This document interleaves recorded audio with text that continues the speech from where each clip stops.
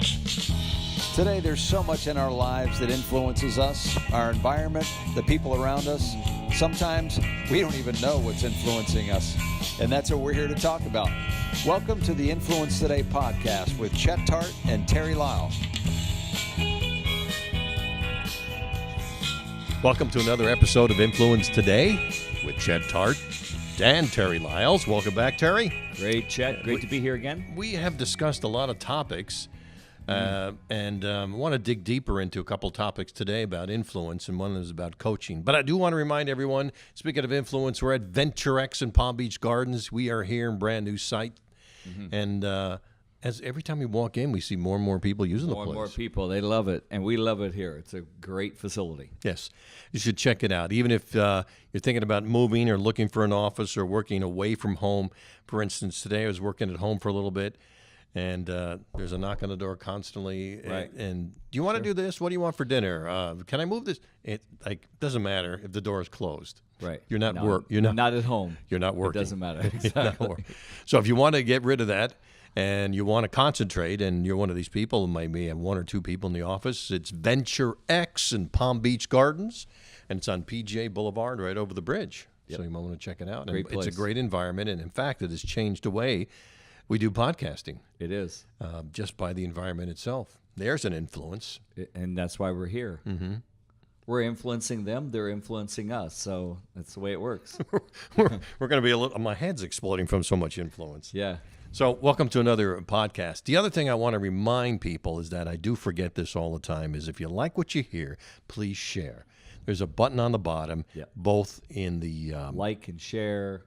Oh, you can like it too, right? Yeah. Depending on how they pick it up. We'd like some comments too. And comments. We have one comment, by the way. It Yeah, if says, they're negative, we love it because we'll make a show about you. So give us your real name, and we'll put you on call. So bring it on. and tell us what you don't like. You really think. But if you do like us, we'd like to have you on too, because we'll ask you why you we're like old us. radio, TV guys, so we love the whole live process. It's exciting. So I'm Chet Tart, and you are... Terry Lyles. And welcome to the show. We want to talk about coaching, because that's what we really do. Both of you and I coach a lot, and we probably come from a different perspective in coaching. You know, my background is broadcast, and background is speaking. The background is being on the air and sales, and actually, I you talk about coaching people. I started buying radio stations, and I realized that I had two diverse group of people that were crazy. One was salespeople, and you know how they are, driven, and they want everything to happen. And then I have the on-air talent who were egotistical at the time. Just different crazy. And it was like Yeah, sure. constant, and keeping them together, because the more they would fight, the better off the product would be, by the way, because we would come up with a better product that way. Iron sharpens iron. That's it. Yeah. You're absolutely right. So they got better. And so now I'm teaching, I'm actually working in companies, and I'm teaching them how to communicate with each other and how to be a leader. And I'm working with families also. There's a business that the father is working on bringing his son in, but he's not totally confident.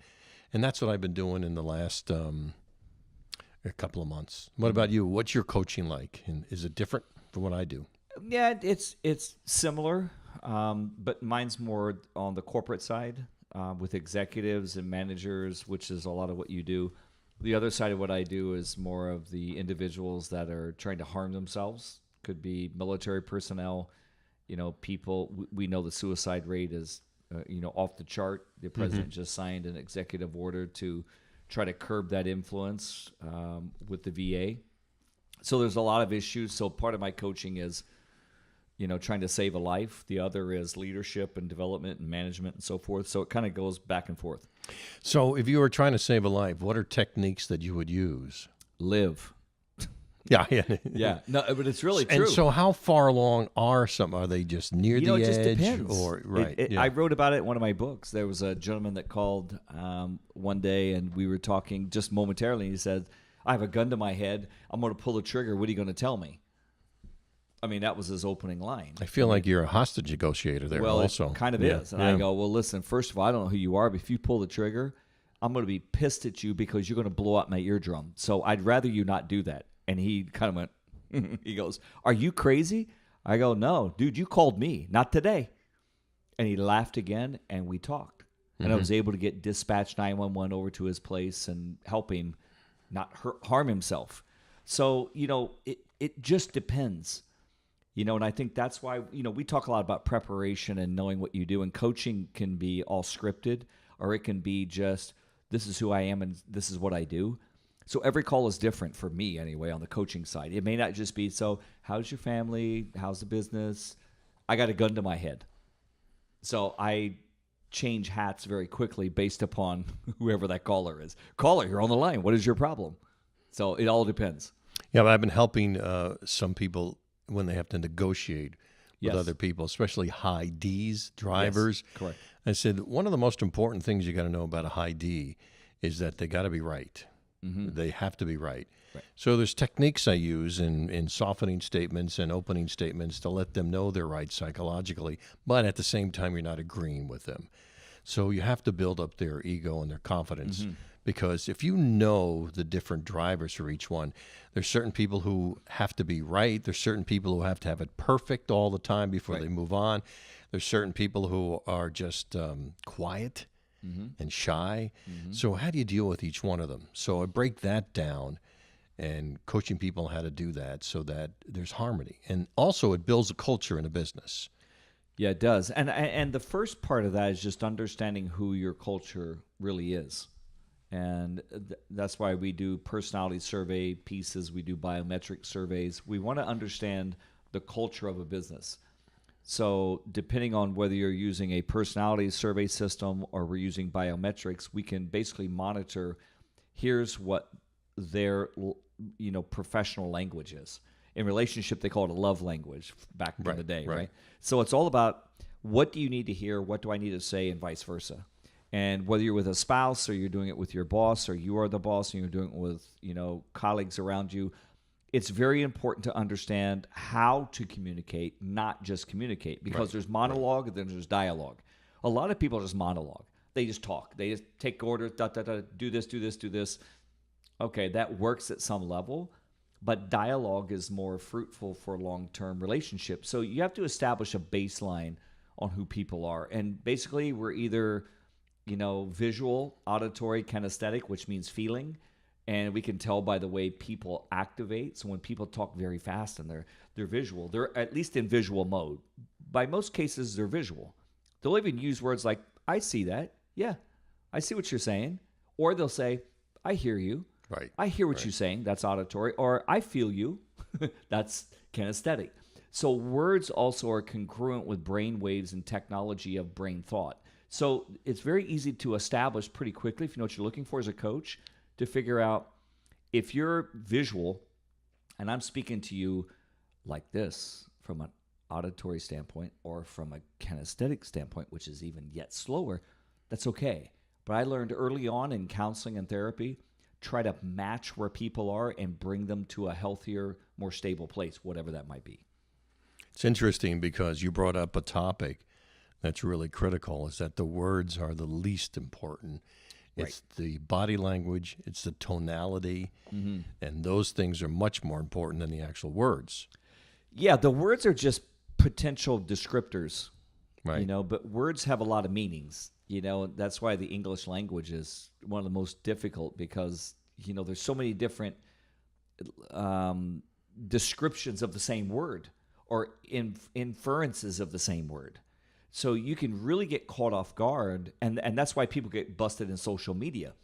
Use caps, red letters, a bunch of, italicized words, ... All those things mean something. And if people aren't really privy to that, they may misconstrue that.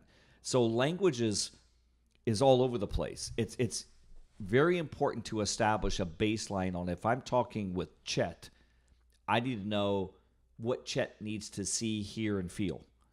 If I'm talking to Bob or Catherine, I need to know the same thing. And to a coach, that's why it's important for us to be able to monitor what that is, identify, and reciprocate accordingly. You bring up a great topic. I do believe that everyone should think about being a coach, not to coach somebody, but the fact that, I don't know if you listened to exactly what Terry said, but he talked about being aware of words, being aware of listening. And one of the biggest problems we have is that people don't listen. Right. And being a coach, you have to listen to everything, right? Sure. And part of it is if people aren't, even as coaches, I've been coached by people who didn't listen. They were just, Explain that one. well, they were just telling you what to do. And, regardless of what that coach was or leader was, they'd say, we need this, this, this, and this. And there's nothing wrong with that. You give out marching orders. But at some point, the best leaders that I've been around were people that could give a directive on here's what we need to do and where we need to go. Mm-hmm. But they would also be open to feedback.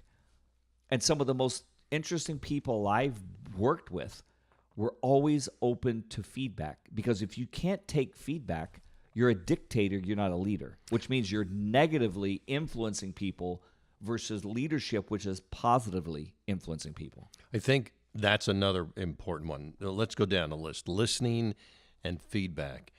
And that breaks down the element of ego. Yes. You've got to get the feedback. And then after you get the feedback, there was a coach that I knew called, I still know, he's Marshall Goldsmith, and he talks about feed forward. Yes. Is that because you need to move forward after you get that feedback. Enough of the feedback, now let's move forward and how we're going to Sure. do that. And another way that normally I talk to them, so how are we going to do this together? What should we do to get better? So the power or the onus goes on the other person because they got to start thinking, because lots of time I'm coaching people, they're not even thinking. They're not aware of the surroundings, or they're just not aware of what they even just said. Well, coaching is an advanced level of parenting. So if you really think about it, how many times do you have to tell a child to do something? Constantly. Over and over and over. Coaching is the same way. And I say to people, however, and listen, I was doing this before coaching in the corporate world was really cool. Right. From the What 90s. did they call it? Did they call it coaching? Therapy. I was the Therapy. shrink. I mean, I was the most abhorred person in the organization bet, because yeah. they're like, I'm not talking to you. Are you analyzing me? I'm like, well, not really, but really I was, because Actually, that's my job. You're listening better than most people are listening. Yeah, here. but I'm Right, still right. trying to connect with them. But now that coaching has become nomenclature for our society over the past 15 years, let's say, or more, now it's cool. Everybody has coaches. But I was saying even then, the best athletes in the world, i.e., the Michael Jordans, the Larry Bird of the day, all had coaches. I don't care how good you are at what you do, the best performers in the world have coaches. Okay, why is that important? Because you can't see what you can't see. All of us have blind spots. I have them. You have them. We all have them. And I use the analogy in racing, whether it's IndyCar, NASCAR, Formula One, they all have spotters.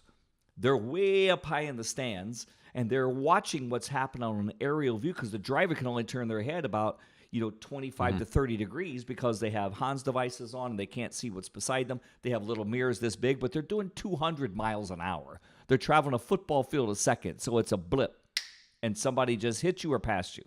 So it's important to listen to your sponsor. The interesting thing is the driver can't see the sponsor. The sponsor's in their head. They're in their ear. And it's like, no, no, no, no, no. Clear right, clear left. They're telling them now you can move lanes. Because if you don't, you end your race, you could end your life. Let's call a sponsor a coach. Is that what you're saying? That's exactly what it is. Same so with a coach football. sees Same things with- you and I can't see. Same with football when they have. Anything. Right. Basketball, any sport. Life. A parent is a coach because the child can't see the blind spots because they're not matured enough. An adult is mature enough. They're just blinded by what they can't see. It's driving in your car. I get cut off in traffic a lot, I'm sure, like a lot of people do, because people don't move their head. They check their mirrors and they turn. Well, if you're in a blind spot on a quarter panel left or right, there could be someone there that you don't see. Now cars are equipped with coaches. It's the light that goes off and Right, the steering wheel right, even shakes. right. We've actually built coaching into driving automobiles because of racing. That's a great analogy. Why coaching is important. I call it the flying over the helicopter where you can't see and help you with Absolutely. self-awareness. And each one of my clients that I'm working with, I said, do you now hear what they're saying? Do you now hear the words? Do you now hear the tonality, which you never did? And also when they tell them, you don't listen to me. So I'm giving them some techniques and how they can prove that they're listening Yes. and how they answer and what they say and what their tonality. I said, first of all, you got to turn your head around and you got to look at them in the eyes And if you're not going to do that, they don't think you're listening. And then my other suggestion is, why don't you repeat the last things they said and say, do I understand what you're saying? That's another technique you use in sales. Can I solve your problem? Right. Do you think I can solve the problem, and do I understand the problem? And the last thing, if that's the case, why don't we move forward now? And if for some reason you get no on any of those questions, I said you have to go back, you missed something. And that's just about listening both parties, correct? Totally correct. I mean, the number one reason why marriages break up or relationships is lack of communication. That's it. Because communication is engine oil to the car. Try to take your oil out of the car and drive home. You will get maybe to the stop sign because heat will expand. Your engine will lock up because there's no viscosity, which is the lubrication that keeps everything cool, right? That's what oil does. So communication is viscosity in relationship. So if you don't communicate or know how to do it effectively, I could have a case of oil in my trunk, but never put it in the engine, and I still broke down because I had no communication. So people that keep things to themselves have all their engine oil in the trunk, and they don't put it in the engine of relationship. So it's not just good enough to know what to do. You have to do what you know. Okay. Our next podcast will talk about some specifics. But before we leave, what should you look for in a coach when you're thinking about hiring one? Somebody who can see what you don't see and who have been where you haven't been. So you have to interview that person. Absolutely. I get interviewed every week for people doing coaching. Do they know what to ask you? No. That's what I was going to say. But if your bio doesn't say it for you, you have to say it for them. Which means if you're a coach, you need to know what questions to anticipate that they're going to ask. I typically, in my world, I'm a stress expert. So I'll say, like, do you have any stress or in with yourself, your family, or your organization? Well, of course, yes, I do. Okay, so how are you dealing with that? Well, I don't know. So what are your symptoms? Well, I don't know. So right away, I hook them on the fact that, look, I may know something you don't know. You know something I don't know. But you know what? I'm pretty good at what I know. So you're hiring me to help you know what you don't know. It's that simple. And if you don't, then one of us is not effective. We're not necessary. So a coach needs to present themselves in a way that says, I have something you don't have and I can help you get there. Not to demean you because you're not there. I'm going to give you the steps 1, 2, 3, 4. That's why I write books. My chapters is a matriculation of how do you get from A to Z in a simple process. And this is how it works. So I can regurgitate that on a regular basis, but if I don't understand what that person needs, how am I going to be able to help them? I could have all the information in the world, but if I can't translate it and break it down like we do even here talking, it doesn't mean anything. It's all just ethereal information. It needs to be broken down that says, Chet, here's what you do, and you say, Terry, here's what I did. That becomes a coaching relationship. In our next podcast, we're going to talk about what you should ask. Let's put that together to help you, what you should ask if you're looking for a coach. If you would like to have Terry as a coach, they can contact you. Yeah, the website, best way, terrylyles.com, TerryLyles.com. And my website is intentional-influence.com. You can find me there, and my email's there, and things like that. And we're also going to talk about a couple things that we use in coaching. All right? We're here talking about influence today and how we're influencing people, and I love the analogy of the race car. We're at Venture X. We're in Palm Beach Gardens. That's where we're broadcasting from. And remember, if you like us, please write a comment, give us some stars, give us some good or bad. We need feedback. We'll take whatever. Share it. We'll take feedback and share it with somebody else. Maybe we can help them. And if we don't, then whatever. We're trying. So give us some feedback. Feedback is really important. If you like what you hear, share it. It's very important. And like it. Thanks.